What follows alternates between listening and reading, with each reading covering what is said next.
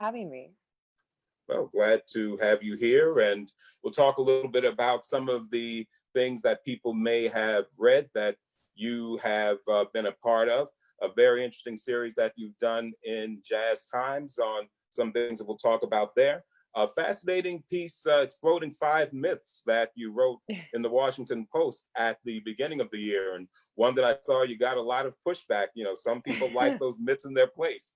We'll talk about those, but the most daunting, impressive work you did essentially through all of last year, 2019. And that was something that became known as the 1959 Project, in which you literally covered every single day of the year, something happening in 1959. Of course, that being considered by many to be one of the seminal years in jazz, and also by our guest a few weeks ago, Mr. Nicholas Payton, also considered that the year that jazz died. So, Right. but in any case, let's talk first about, well, before we even get to 1959 Project, Natalie, let's talk a little bit about your interest. What birthed your interest in jazz and writing about this music? Well, I was always really into music, just growing up. I started playing piano like everybody else. And I actually started playing electric bass in middle school because I, wanted to be in a rock band. I grew up in Seattle. So, that's the thing. Post-grunge era, that's what people are into. But when I got to high school, I went to a Catholic all-girls high school. Okay. And they did have a jazz band, but they did not have a bass player for the jazz band. So the music director asked me if I would learn upright bass so that I could play in jazz band and orchestra. I had already been doing a little bit with the electric. And I was like, I guess, why not? And so that was my introduction, really like trial by fire, because I was like learning the instrument while I was learning about jazz. I hadn't ever really listened to it much before that. But I just really fell in love with it. I don't know. It's like hard to, I don't know exactly why, but it just became a really big part of my life, like kind of from there on out. And then I continued playing when I was at Columbia. I did jazz band there, and I also studied it a lot. I double majored in music and American studies while I was there, with a big focus in kind of like jazz history and like 20th century American music history and stuff. So yeah, I mean, it's just obviously everybody here loves jazz because it's awesome. Yeah. So yeah, it was kind of like a little bit by happenstance that I got into it, but yeah, wound up in the right place. Okay. Well, let's also talk about something. Let's talk a little bit about your one-sided love affair with Cannonball Adderley. How did that, Well, it's kind of funny because that is one of the few jazz albums that my mom played a lot when I was growing up, the obviously Mercy, Mercy, Mercy. Mercy, Mercy, Mercy, sure. Yeah. So that was like very familiar to me. She always just played that around the house, and obviously iconic record. But, the more I learned about him, and just, I don't know. I mean, who isn't drawn to people that they feel are like underrated, right? And not that Cannonball Adderley obviously respected as a legend, rightly, Sure. by most people, but I just feel like he doesn't actually get the regard as like canonical necessarily that some of his peers might, and I think that's because he sort of got pegged as a sellout, like early or a little bit, like with the success of Mercy, Mercy, Mercy, with the fact that crossed over, and even a little before that, just because he did have so much commercial success early on. But it's like, obviously, he's just one of the most brilliant improvisers we have, and it's, I don't know, he just did so much, and he was so prolific, and, listening to him, I don't know. It's like he has, everybody's like, oh, he's so joyful, and I think in a way that can almost be dismissive, when people talk about him like that, like they're like sort of undercutting the like skill that it takes to do that. But it's like, he just played with this really remarkable sensitivity, and, just because it wasn't always super out, although he did do that too. I Yeah. think sometimes Toward people, the end, yeah. Mm-hmm. yeah. But you know what I actually have on my wall right here? What do you have? Oh, yeah. I mean, go. I found this picture on eBay, and I just I had to have it. So. But he didn't love you back, huh? So just No, I mean, I'm sad that I missed him, Yeah. Obviously it would have been very amazing to see him or Nat, and then, Nat, we share the name. So, That's true.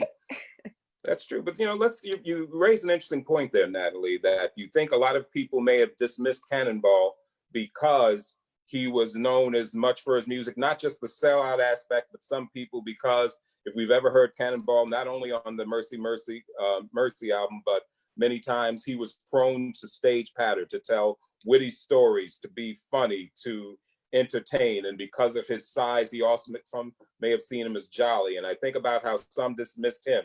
Some even dare to try to dismiss Dizzy or Lewis or others because they recognize the fact that there was an audience there. It just wasn't, about Miles. Do you think, some thoughts on the idea of people, at least some people, perceiving that jazz musicians can't entertain? Because I know you've written or at least alluded to that type of thing in some of your writings. Just some thoughts on that subject. Yeah, no, it's a really interesting tension. I think that, and the fear of what it means to ham it up on stage, I think that's totally justified, because jazz wasn't taken seriously for so long, Mm-hmm. and in some contexts still isn't. So I get the sensitivity there, and really wanting to present yourself as very serious and invested in your art and whatever. And I think it ultimately is just personal, but it does it makes me a little sad that because Cannonball is perceived as happy, he is not taken seriously, Mm-hmm. But I think his engagement with serious topics just kind of manifested differently. He was very invested in social issues and stuff. I actually wrote a piece for WBGO about the recent the Penthouse Seattle live recording that came out relatively recently. Yes. And on that record, he talks about visiting a juvenile detention center in King County before his concert, and this was in the 60s, right? 66 or something. So it's social justice work was a crucial part of his musical, and obviously Mercy Mercy Mercy, and especially the stuff that happened after that. He was pretty explicitly talking about equality, talking about racism, talking about all of these issues, and it's somehow we just kind of shoved that to the side, and we're no, this is just the happy soloing guy, Mm-hmm. And it's so he was, I think, really serious about a lot of important things, but just maybe didn't manifest it in a way of okay, this is my stage art concert style setting. And, it just, everybody has a different way of approaching that, of deciding that they want to be taken seriously. And of course, all deserve to be taken seriously. Absolutely agree. One last thing before we move on with this subject, quick question. Did you ever see him on Kung Fu? No. Oh, okay. I don't think so. Before we lose our audience, get too much into it, one of the last things near the end of his life, he did make an appearance on about 6 months before he died as a traveling musician on an episode of the original Kung Fu with David Carradine. Yeah. That's so wild. he was I'll have to, throughout the episode. So check it out. Google it. Wait a minute, I just taught Natalie Weiner something. That's kind of cool. I'm sure you could teach me a lot. Always learning, right? Very cool. So check that out sometime. Let's jump in because I do want to spend a good part of our time on the 1959 project and how something like that came about, some of the inspiration. Once again, for those of you just joining us, the 1959 project last year, Natalie Weiner did one of the most remarkable things I've seen, just for not only for the fascinating information that we discovered, but just for the pure hella amount of work you had to put in to get this done. A lot of people consider 1959 to be one of the greatest years in jazz history. It's the year, of course, of Kind of Blue, of Coltrane's Giant Steps, of Ahmad Jamal's Live at the Pershing. It was the year, even though the famous picture that you just saw that's become known as Great Day in Harlem, it first appeared in Esquire magazine in early 1959. We also had Shape of Jazz to come from Ornette Coleman. We had, that Moanin' from Art Blakey and the Messengers, and so much occurred that year that really set the direction of jazz. In some cases, yes, Brubeck's Time Out. So many things that a lot of people said that jazz hasn't been able to escape from, for better or for worse, since then. But you undertook writing about something happening in jazz every single day of that year. And then every day there would be a different post on Tumblr from Natalie talking about this. What made you decide to do something like that in the first place? That's a wild idea. What put that in your head?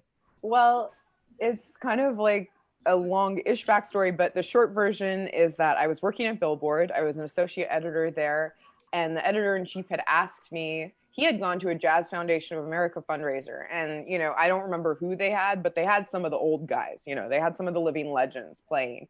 And he was really wowed by the fact that, you know, they were still plugging away, and these guys who had, you know, been around during this period were still active. And he wanted to get them in the magazine. So he asked me for ideas on how we could feature older jazz musicians, like kind of what kind of concept we could use to bring them in. And so the idea that came to mind was like a feature on the legacy of 1959. You know, it's not new and original idea, but I was like doing the research. And one of the things that I thought about was doing a timeline, you know, of every day in the year, just because I started doing research on what had happened in that year to present it to him. And I was like, there's just so much, you know? And I was like, and also it's kind of a wish fulfillment thing for me, because I really just wish I had been alive then. You know what I mean? So it's like, I want to like know enough that I can pretend that I was there, you know? Like that's really the driving force. That's why it's so fun for me to like read all of this stuff and go back and look at these old issues in the New Yorker and see all the listings and see who was playing where, when, because then I'm like, maybe I could just like be at the 5 spot with Mal Waldron playing. You know what I mean? Like it's really like, because it's fun to think about. And of course that turned out, we talked about it at Billboard, but they were like, this is too much work, you know, to do like for the magazine. It's just going to require way too much time. But it just stayed with me, the idea. And I kept like doing the research in my free time just because it was like interesting to me, you know. And this was a few years, this was 2016, 2017, I think, that I had the idea, and it just kind of stayed with me. And I was trying to think about different ways to execute it, you know, but it's such a massive undertaking that like nobody wants to pay you to do that, you know, because it's just like, there's no way that it's cost effective, you know. But I was like, you know what, the idea has stayed with me and I just need to do it for myself, you know, because it's like, I've just been thinking about this now for like years, literally. So it's like, why not just take the plunge? And yeah, I didn't really think, like, one, I didn't think that anyone would follow it. Two, I didn't think that I would be able to do every day. You know, I really thought I would make it like 3 weeks, you know, and then I would be out of the thing. But people got pretty engaged, like right at the beginning of the year. And honestly, that helped me keep it going, because then I had the pressure that like people are actually paying attention to this, you know? So yeah, that was kind of how it happened. So it existed conceptually for you, needless to say, before 2019, but you were still, but not every one of the 365 pieces were written and ready to go on 2019. So yeah. I had sort of an idea of doing things in advance. And, you know, I had like, I think the first 2 weeks written or so, like at the top of the year, but I did have a fair amount of research done, you know, like I had a long Google Doc that had like a lot of the days had like album releases. Like that was the easiest thing. I just went to like through the Tom Lord discography and just found all the album releases or like recording dates. That's easier to find. Release dates weren't really a thing in that era yet. You know, they weren't like celebrated the same way that they are now. But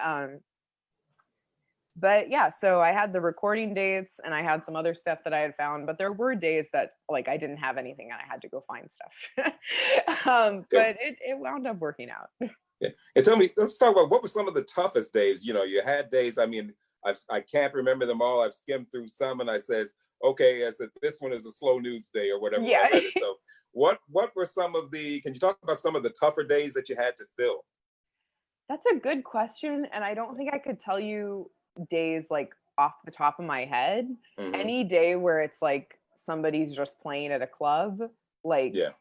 that, some of them were super interesting and newsworthy. Some of those got tricky because at that point, guys played at clubs for like 6 months. You know what I mean? True. Yeah. Like they like didn't Residents. move Yeah. around, so it's kind of like I can't do this like 3 times. So I don't think I repeated anybody like actually like same gigs multiple days, but I definitely repeated artists. Yeah. But yeah, I no specific names come to mind, but yeah, some days were definitely a little tougher. And also there were days where I didn't because knowing the exact release date was Hmm. tricky for some of them.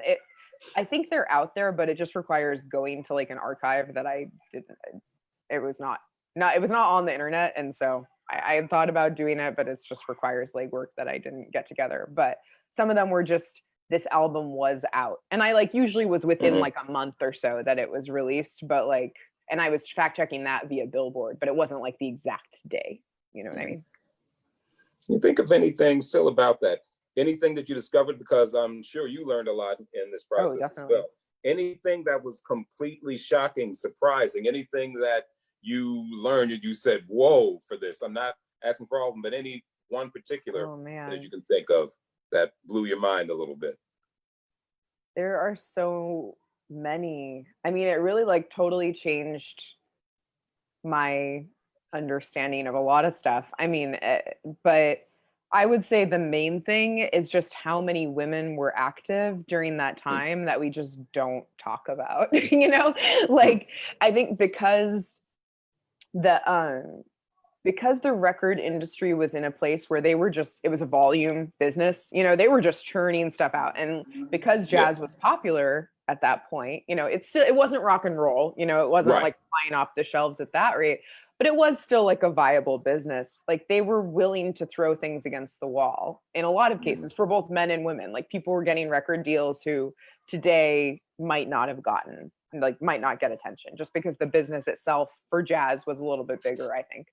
Hmm. um, but yeah, so there were a lot of women that I had never heard of that I learned about. And if you ask me the names right now, I should have like brought a list, but it's been a minute since I looked at the project.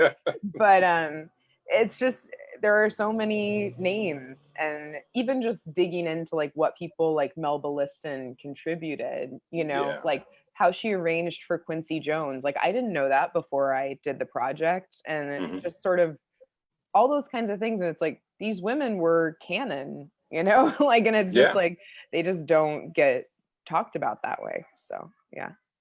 Well, it's something, just thinking about that and the whole idea of women in jazz, and it still is over 60 years into the future. Yes, you do see somewhat more of a female influence in jazz, but it's still, for the most part, has got to come from the vocalists. Yes, Mhm. we were talking about Cecile McLaurin-Salvant. She is a wonderful vocalist, and there are a number of other terrific vocalists that are out there, but still, the female instrumentalists are seen as rarities, and still to this day, and by some as novelties. Yeah. And let's talk about even something along that line. You wrote an article a few years ago for Jazz Times talking about that idea and asking, is jazz sexist? And this was, I believe, something you wrote at least a couple of years ago, Yeah, I maybe. think it was 2017, 2018, Okay. maybe. Yeah. Okay. So let's even talk about you. You had some very interesting opinions then, and talked about a few insulting encounters.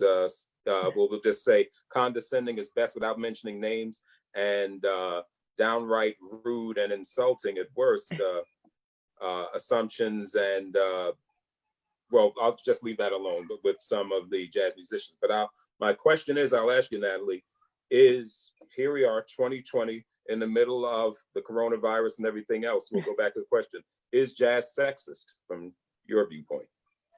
I mean, yes, because the world is sexist. Jazz is not unique in that regard. I do think the position of jazz is still pretty interesting just with regards to gender. I think it's one of the more male dominated genres, I would say, just historically. I think because of the things that are important in jazz are also traits that we typically gender male, we as a society, not, like ideas of innovation, of genius, these are things that we attach to jazz heroes. And like, those are traits that it's really unusual to find like given to women. And so it's kind of an interesting thing because as much as jazz is like a progressive space, in general, like it prizes like forward movement, and yet this one area, well, and I would say also with regard to like sexuality, I would say jazz is also pretty regressive in that area. So it's this weird tension, between like the fact that this is like creative, forward-looking music that is nominally inclusive, yet there's this tension with the sexism, homophobia aspect. And I do feel like it's changing a little bit. I think it's even changed since I wrote that piece. I mean, the piece was prompted specifically by like stuff that Robert Glasper said in this interview with Ethan Iverson. No, you said it. I was going to mention this name. I mean, whatever. He said it.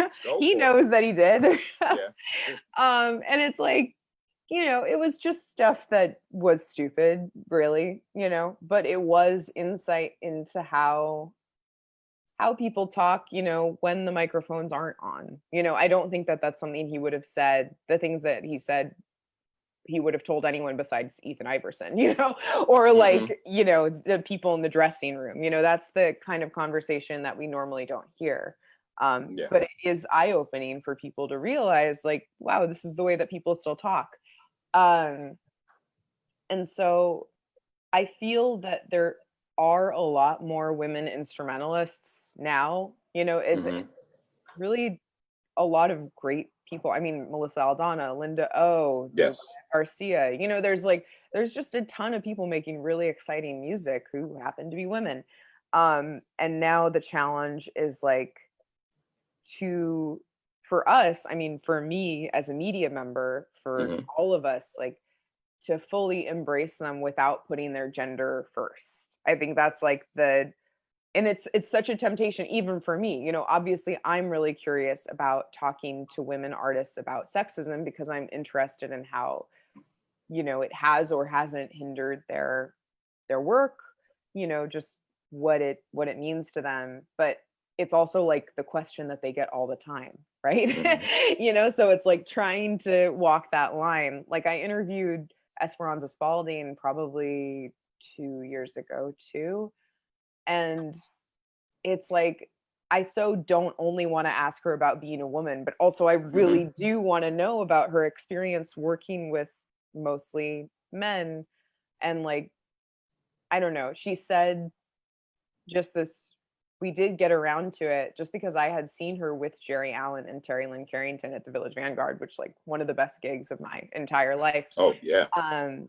And she talked about how she had never realized before she played with all women that when she was with men, she was sort of in this like almost defensive posture a little bit because she was sort of dealing with this worry that she might be misinterpreted, like as it just in the most micro way, obviously it's not something that like massively influenced her playing. Obviously she's phenomenal. She's an artist. She's doing her work, but like she did feel that it was sort of freeing to be in a context where she didn't have to worry about guys maybe thinking that she was like flirting with them or like something, you know what I mean? Like just sort of dealing with that aspect and having that be absent, was sort of, it made her realize there was a limitation there that she hadn't even seen before, that she hadn't even been conscious of, which was really interesting. But yeah, so it's I think, yeah, just a really tough balance right now to figure out that middle ground, where women can just be artists, but Hmm. also that we're not like ignoring their stories about, what the challenges might be to be a woman in jazz.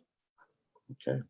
Well, let's talk a little bit, Natalie, about your challenges and what you do being a woman. Obviously, you as a woman and a relatively young woman in a business, the jazz media business is still dominated Yeah. by men and men of a certain age. At my age still, I'll tell everybody, hey, I'm 59, okay? So, I mean, at my age, I'm still considered a fairly young guy, among some of these people who write about this music. But so let's talk about some of the challenges that you've alluded to that you have faced. You have risen to a point where you have received, at least in all jazz circles that I know of, a great deal of respect for your work. Well, And nice to hear. and I'm sure you faced a great deal of mansplaining and other things going on. Let's talk about the challenges that you faced over your career to get to the level of respect that you've received. I mean, yeah, I think really the main thing, just that it does seem to be falling away a little bit from the outside, but at least for Hmm. me, just especially when I was younger, in my late teens and early 20s, just as a person who was really, really into jazz, but just like constantly encountered skepticism about whether I was supposed to be there. It was just like whether I should even like be in the room. Mm-hmm. And it's hard to like have the certainty, especially at that point in your life, to overcome that. And like I think I did just kind of like keep going to shows and keep doing the thing, to a point where eventually I just kind of like pushed past it. But I do feel like it was harder to be taken seriously, just at that age than maybe if I had been a man. And like now I feel mostly past that. But it did take like years of just showing up and just being there, Mm-hmm. like, and it's just, I think a lot of women, even just as fans, might not have that kind of tenacity, to just like be committed to it just because it's really hard and like why would you, Mm-hmm.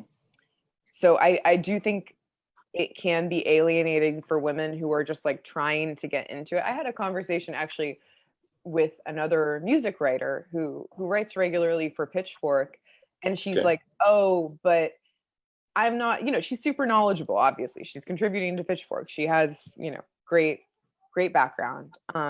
She's like, "Oh, but I'm not really like a jazz head. Like I don't really know about it." And she's like recommending like Pharoah Sanders albums to me, but she's still not willing to call herself that. Just because it's like that barrier to entry, I think, is perceived as really high, which is Mm-hmm. one. And I don't know. I constantly felt like I didn't know enough. I didn't do radio in college. I went to Columbia, WKCR, obviously Yeah. great jazz station, but I never did it because I was like nervous that I didn't know enough. You know what I mean? Mm-hmm. And that was just kind of my feeling about it. And so now it's like I think for whatever reason jazz has this kind of exclusive reputation.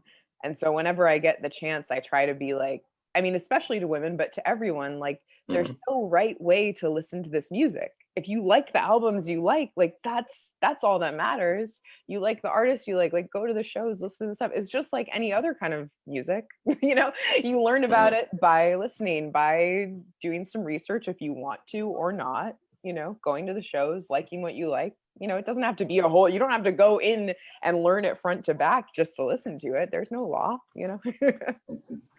I notice how, so true. I think jazz gets a reputation, a lot of it unearned. And one of the things you talked about in this terrific Washington Post piece, by the way, that Natalie wrote around the beginning of this year, just simply as part of the Washington Post 5 Myths series. And she was dispelling 5 myths around jazz. And one of them, the first one, I believe, is jazz is more serious than other genres. Right. And you mentioned in there something that's always stuck in my craw over the years, from the very famous movie Jerry Maguire, and Renee Zellweger's roommate in the film, who was this serious jazz fan who, you know, he was broke, he was dirty, he was ugly, but he loved jazz, and right. handed them, you know, this, you know, tape of Miles and Train that they were supposed to listen to. But by the way, they played Haitian Fight Song instead. Right. That's a jazz nerd thing. But, you know, and I think a lot of people see us as that. So one of the other things you talked about there, Natalie, was that people still think and have been trying, maybe since 1959, to say that jazz is dead and right. to kill us. First of all, let me ask as part of a multi-part question. Why do they want to kill us so badly? I mean, I think part of it is it's just a fun narrative. You know, I mean, people do it a little bit with rock too, right? Like rock is dead, rock is alive, whatever. But I think it's part of what makes jazz unique that it's endured this long. Like most genres don't have a century. I mean, of popular music, like, you know, in this era, like jazz is among the oldest, you know, and I would argue the most vital. I mean, you can talk about the blues going back further, but I think the blues tradition is a little bit more consolidated even than jazz, like which has really like just branched out into all kinds of different directions. Like there are so many, like what you can call a jazz record sounds so different, you know, depending on the record. Like there are these things that are like polar opposites and technically fall under this umbrella. So I think that makes it, that broadness makes it easier to say like, oh, it's over. Oh no, it's new, it's back again, you know? And I think just because there's so many different iterations, and it's like just a catchy hook. You know, you're in media, you need the headline. Jazz is dead, jazz is alive, making jazz cool again, whatever, you know, like, but yeah, I do think there's definitely the reputation problem aspect of people thinking, you know, like you're saying, that jazz is for one very specific kind of person, that it requires this like nerd level, or like it's kind of like corny and hokey. You know, there's all these different things that get attached to it. But, you know, I feel like the internet is allowing people a little bit of a way in, you know, because that does lower the barrier to entry, kind of. You know, you don't have to go buy a record. You can just watch a YouTube video. You can stream an album on Spotify. It's a lot easier to experiment with music outside of a genre that you already know you like on the internet, because you don't have to pay anything. You know, which questionable for artists, obviously. You know, a whole other can of worms. But I hope that some of those myths around jazz are getting dispelled. And again, that's like what I always like. People always come to me and they're like, what jazz album should I listen to? You know, they ask me very seriously, as if there's like one album that I can tell them to start listening to all of like this century of music. And I just like, I don't have an answer for you. You know, like you just have to start where you start. Like whatever your impulse is the right place to start. You know, and if you really want to Google like 10 jazz albums to listen to, there are 5 million articles like that, you know, like you don't need me to tell you. I don't have the secret code. Like, so it's just that kind of stuff makes me laugh. But I try to just be like, look at the whole internet. It's telling you so many that like you can find out so much of the stuff you want to know. Like there's no right way, basically. One more question along those lines, just something I meant to ask you earlier, but I forgot about it, but it will come back now. With the fact that anybody who were to Google you would find out that you write about more than jazz. You write about country. You write about today's pop music, interviewing Ariana Grande and others. You write also about your beloved Seattle Seahawks, and you write quite a bit about sports. And I've heard a lot of interesting things you've had to also say about sports and the difficult things that you go through just being a woman writing about sports as well. But that wasn't my question. The question is, being so diverse in your interests and openly in your interests, would you say, as far as getting into the jazz world of media, has that been a hindrance or a help to you, the fact that your interests are so diverse? I think in jazz media, it's maybe a little bit of a hindrance. I mean, just because most of the people who write about jazz are kind of like more or less jazz only. You know, it's definitely, I don't know. it's pretty niche. So the people who do it like full time, I mean, but the problem is that there's like 3 jobs writing about jazz full time. It's just like there's There's just 3. Wait a not. minute, where's that extra one Yeah, come I from? know, right? And so it's just kind of like, for me, it doesn't really feel realistic Yeah. even. It never really felt like writing about jazz is a viable full-time career, unfortunately. Um, so it could be a hindrance, but honestly, I feel like having a little bit more of a generalist angle has allowed me more opportunities to write about jazz for non-jazz specific publications. Like Mhm. you can get those assignments sometimes at the Post or at just even other music websites. At Billboard, I write a lot about jazz there. It's kind of like NPR starting to do that. So yeah, it's the long way around in some ways. Maybe if I had just written about jazz forever, I don't know. It's hard to imagine, but I do think that like it all winds up being kind of the same thing, if that makes sense. I mean, all of Yeah. the stuff I write about is related to entertainment. Sports are entertainment, music is Mhm. entertainment. And just kind of looking at the way that entertainment and society intersect and influence each other, and how people who are exceptional at what they do, like artists and athletes, kind of use that to change the world, or whether they're part of like social forces or whatever. Like there are Yeah. a lot of themes that wind up being in common, I think. Well, let's skip ahead to today. One of the things that I do notice and greatly appreciate about your work in Jazz Times is the fact that you write a lot about the artists of today. And this has been a soapbox that I've been on for many a year personally.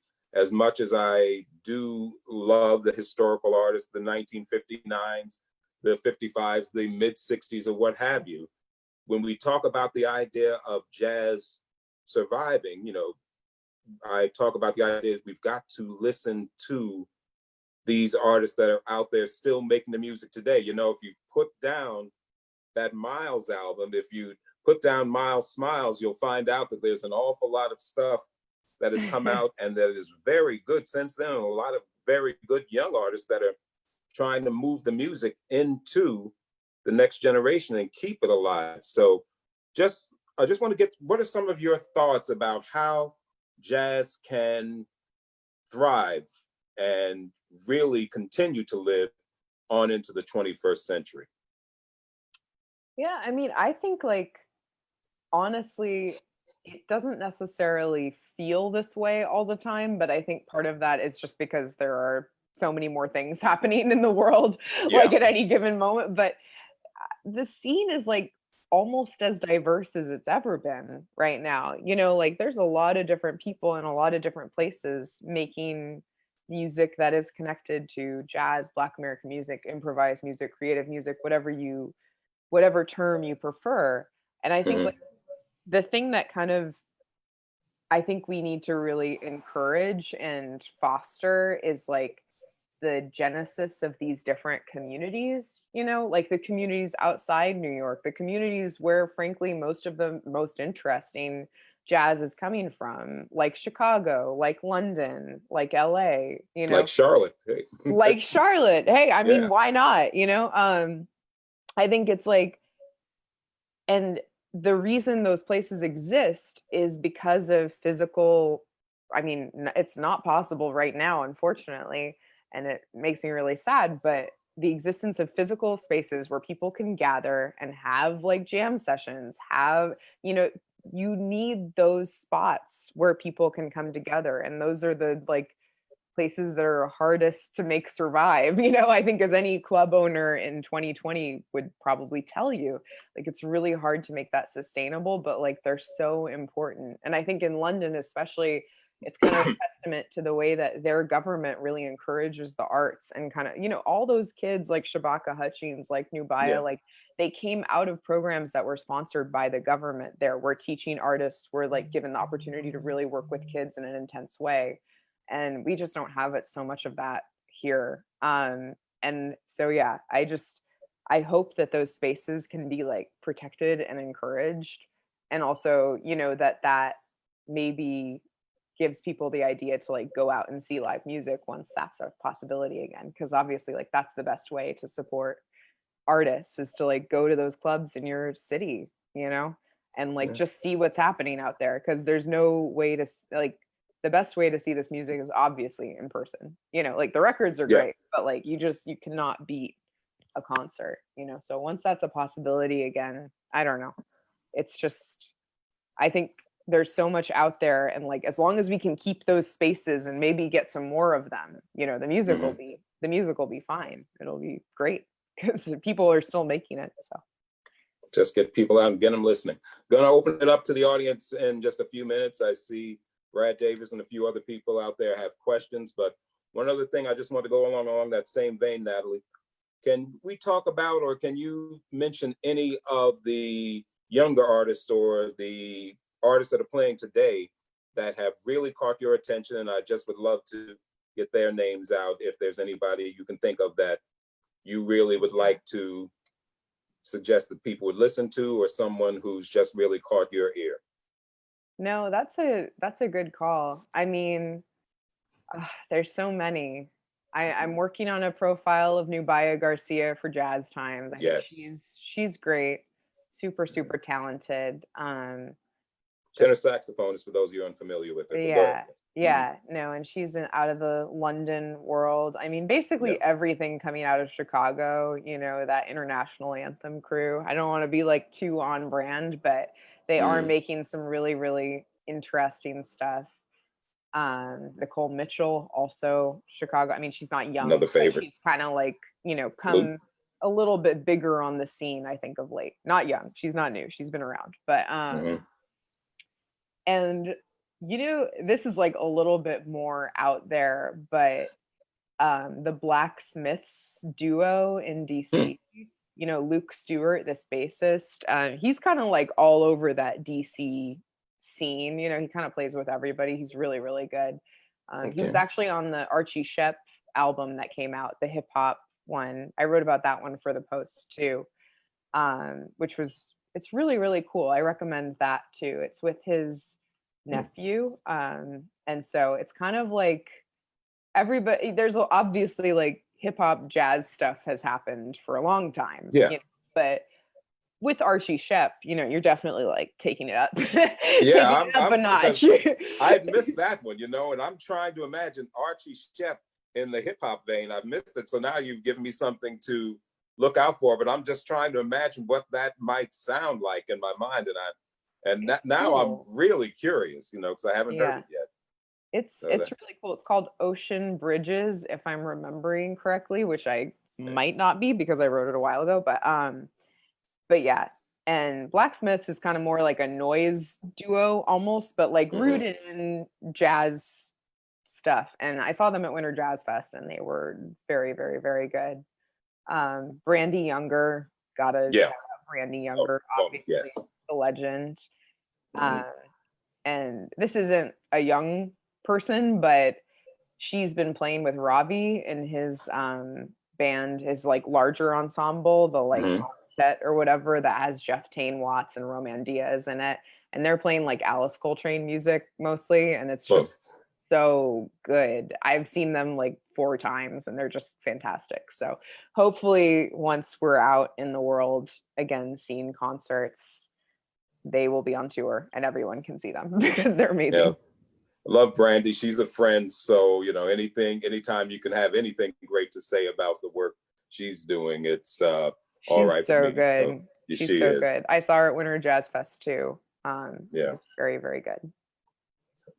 Okay, so I see a few questions popping up. I'm not going to keep anybody at bay any longer. I'll go to Lonnie, who can tell us who's got questions for Natalie Weiner, and let's find out what some of your thoughts are. So, Lonnie. All right, Curtis, we're going to go with Mr. O's question first, and he has a 2-part question. He wants to know, where do you see the music going? How do you see it evolving? And also wants you to speak about the resurgence of vinyl. And he also wants to know if you're still playing the bass, and if so, are you recording or are you playing anywhere? I am not playing bass right now. I do still have both my basses, but I am a bit lapsed. You know, the writing career is not requires a fair amount of diligence and attention. So haven't been able to make it all happen yet. But as far as where I see the music going, I mean, it's hard to say. I think it will only get more expansive, you know, just because genre just seems so increasingly futile, you know, now that we no longer people don't have to hew to like how you sell music in the record stores. You know what I mean? It's just like you hope that it stays sustainable, you know, as more people stream, because I know that's like a really big concern for jazz Yeah. artists in particular, just because the numbers are so small and they're really not able to make a living with that through that medium. But because of that, in conjunction with the vinyl resurgence, I do think that there's some kind of intersection there, and there are people who do really value the music and who are willing to pay for vinyl new, and of course like to explore the vintage vinyl that we all know and love of all those jazz classics. But I think that the vinyl resurgence is kind of an interesting indicator of this nostalgia in general that I think is overall good for jazz, because it just, you know, it's one more entry point for people into the music. So yeah, I think it's really interesting to watch in real time. Okay, thanks for the answer, and thank you, Mr. O, for that question. Lonnie. All right, next question is from Brad Davis. He wants to know, Natalie, when you were at Columbia, did you study with Phil Schaap? I did not, because he is in the WKCR world, and I was like too intimidated to be part of that. But obviously Phil is like a legend, you know. Yeah. I wish I really, really deeply wish that I had done it. It's like my biggest regret. But yeah, he's the best. Yeah, that's what he was saying, how much of a jazz history legend, and he just wanted to know your experience studying with him, but. Yeah, no, sorry. No problem. All righty. Thank you, Brad, for that question. We're going to move along to Enid Farber. That she's a friend up there in New York, and she has a question. Thank you for joining us, Enid. She said, I'm wondering if you've delved much into avant-garde jazz world. For instance, do you attend the Vision Fest, and are you a proponent of that genre, which is so very niche? She says, also, do you find so-called free jazz more palpable or palatable than live recordings? Huh. I mean, definitely love some avant-garde jazz. For me, it's generally like I prefer to see it in person. You know, it's a little bit harder to really latch on when you're listening to the record. Sometimes for me, it just doesn't feel quite as immediate. But yeah, no, I think, you know, it's just definitely extremely important. I mean, I'm not discerning, you know, it's all good. If it's good, it's good. Avant-garde, free jazz, like any kind of thing. I think, you know, the more the merrier, definitely. And again, I think it's just so crucial that people have spaces to perform that. I mean, like talking about the Stone having to move to the new school and that whole thing, like that was a little bit, I mean, that was sad for me because I had been going to the Stone for like, you know, since I was in college. But yeah, so I just think, yes, definitely. I just interviewed an avant-garde jazz artist today for her. I was writing her album description. So I won't say which because I don't know if it's like public yet. But Pretty cool. Awesome. Yeah, we have lots of questions coming in now. Okay, real quick while you're getting the next question together, I just got to comment on something that came through the comments. Mr. O just mentioned that he recently paid $100 for a Brad Mehldau album. Now, oh wow, okay. Did Brad come with the album? That's the only my God, man. Yeah, I hope it was good, brother. Man, if you no, it's a special edition, and it was there's some pandemic support in that fee. Oh, nice. Oh, okay. And the whole 9 yards. He's been sheltered in place over in I believe in the Netherlands or something like that. Oh, wow. And Probably I with fluorine. the CD, or a digital version, and the vinyl is available, so I picked it up. But yeah, that's a bit much. I agree. Yeah. No, if it's for charity, that's different. If it had COVID support in it, then completely understandable. I'm with you on that. But I was just wondering, other than that, man, that caught my eye. And I said, I can't let this pass without commenting. So I'm sorry to interrupt, but back to the questions. Go ahead, Lonnie. No problem. The next question is from Patrick. He said, speaking of hip hop jazz connection links, he said his favorite is Guru Jazzmatazz Projects. Mm-hmm. He says, for you, Natalie, does anyone have any recommendations that fall into that category? That's funny that you should ask. I actually just wrote a piece on that exact question for Tidal. Like, they have an editorial component on their website. It's called like Tidal Magazine.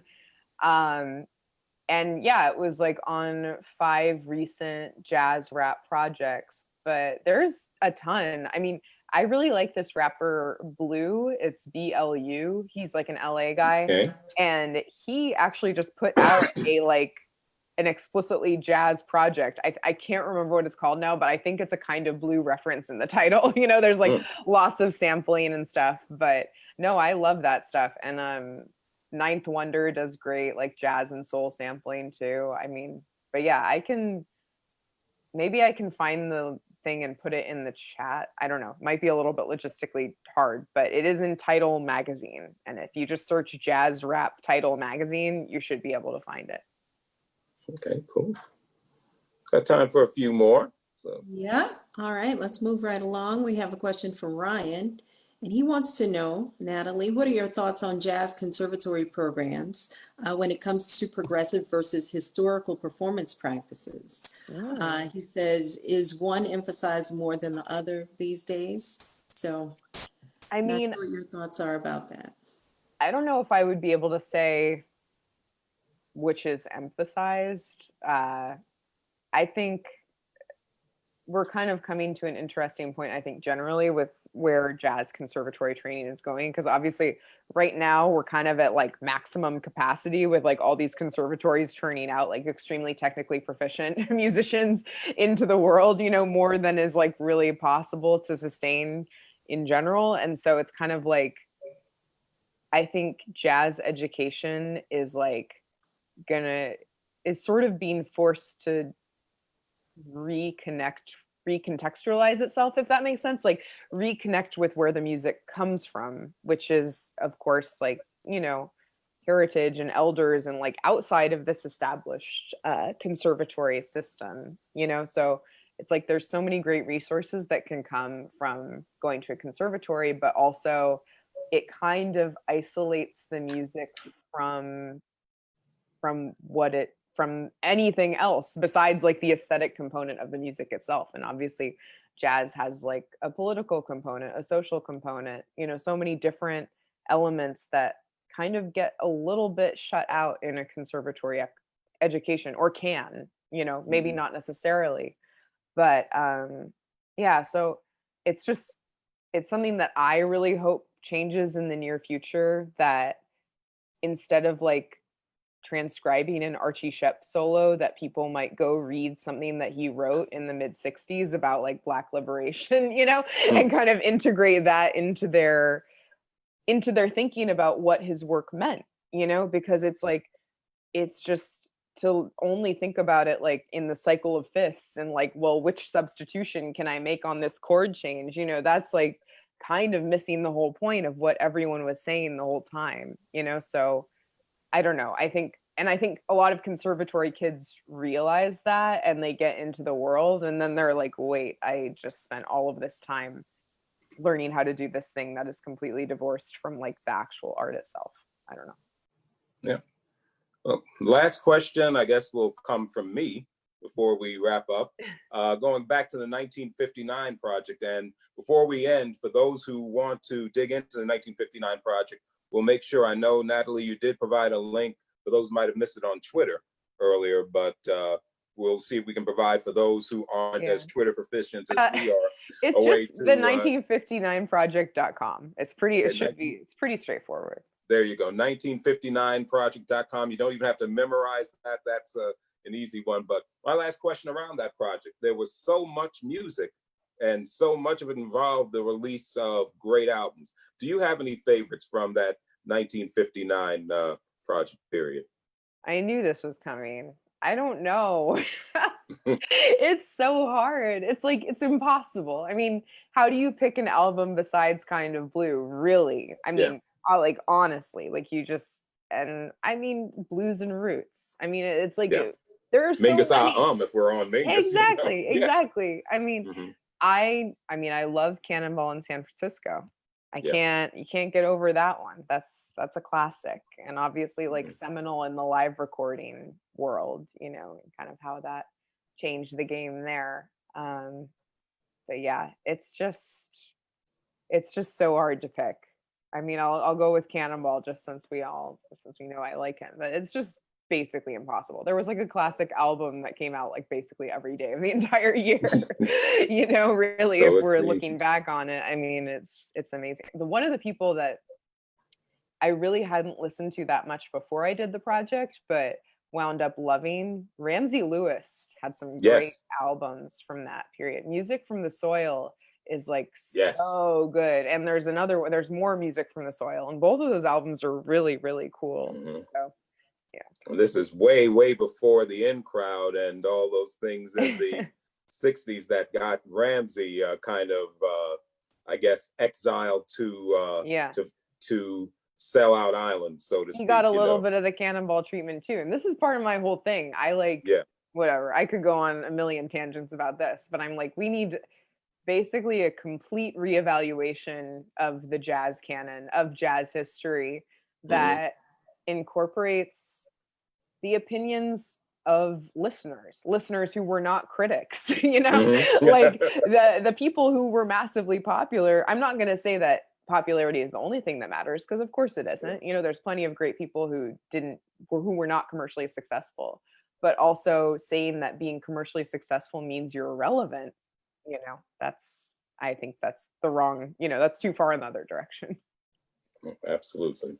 Well, as we'll bring our conversation to a close, Natalie Weiner, this has been a true pleasure sitting down and getting to hang out with you a little bit tonight. And want to thank not first to Natalie, of course, but to all of you, my old friend Mike, I see you down there, and many others who have dropped in to spend some time with us. Don't forget, next week, we are back with Live at Crown, and we'll be talking a little bit about that. But however, now the next show for Conversations with Curtis is coming up 2 weeks from today, and that's going to be a very special edition, as we're going to have some of our alumni, some who've gone on to bigger and better things on the New York scene and elsewhere, will be back with us sharing a little bit. We'll have Sean Mason back with us. We'll have, let me see, Lonnie gave me, Luther Allison, Sean Mason, Veronica Leahy, and some of the others who are doing just some terrific things out on the jazz scene across the country and across the world will be here for kind of a reunion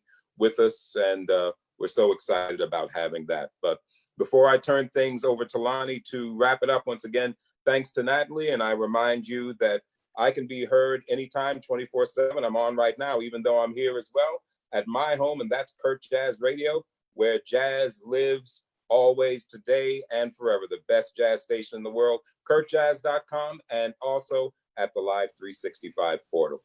Thanks, everybody, for being a part of this. Lonnie, I'll turn things over to you to wrap us up. Thank you, Curtis. And thank you again, Natalie, for joining us. It was a really great conversation. And thank you to all of you as well for joining us this evening. I do want to remind everyone that Jazz Art Charlotte is a nonprofit organization, and we are here to connect the community and develop a jazz audience through quality education, performance, and musician support. I want to thank our donors and our sponsors who help to make what we do possible. And if you are in a position to support us, please consider making a gift at thejazzarts.org. And with that, I want to thank everyone again for joining us, and you guys, we'll see you next time. All right, so long, everybody. Be safe. Good night. Bye.